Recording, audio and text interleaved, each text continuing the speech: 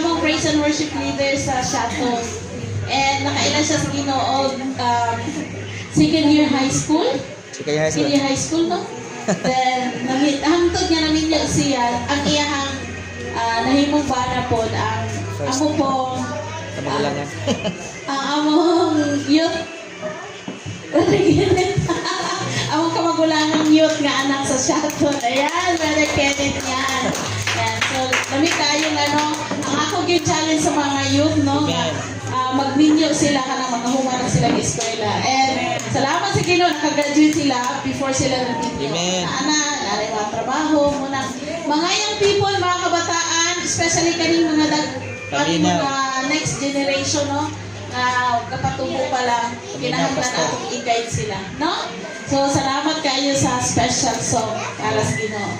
Amen. So, manindog ta, akong gihangyo ang tanan before tamato sa dividing session. Akong gihangyo na mo pray para sa tithes and offering si Sister Rachel. Amen. Praise God. Amen. Thank you, Lord. Hallelujah. Abba Father, we thank you for this morning. Salamat sa Diyos sa kinabuhi.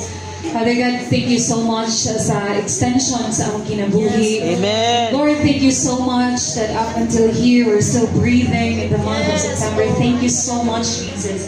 And Lord, salamat, Lord, sa mga salapi gihatag sa imong mga katawan na Diyos. Salamat, Yes, Lord. Lord. Hallelujah. Sa mga blessings over the past Amen. years. Thank you, Lord. Up until now, salamat, Lord, sa trabaho. Salamat, Lord, sa mga pinansyal na mga butang, oh God. Salamat, Jesus. And Lord, we pray, oh God, that you will bless the money, the financial aspect that we have, oh God. Ikaw ang mag-giya sa tagsatagsa ka mga trabaho, tagsatagsa ka mga pag-eskwela, oh Diyos, tagsatagsa ka mga pamilya, oh God.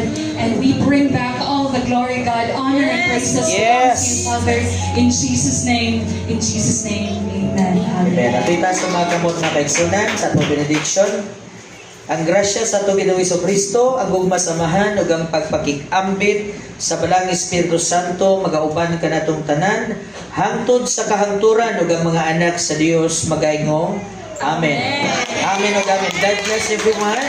We love you and see you next Sunday and bring someone with you as well. And enjoy your small group and atong i-create atong mga VIPs.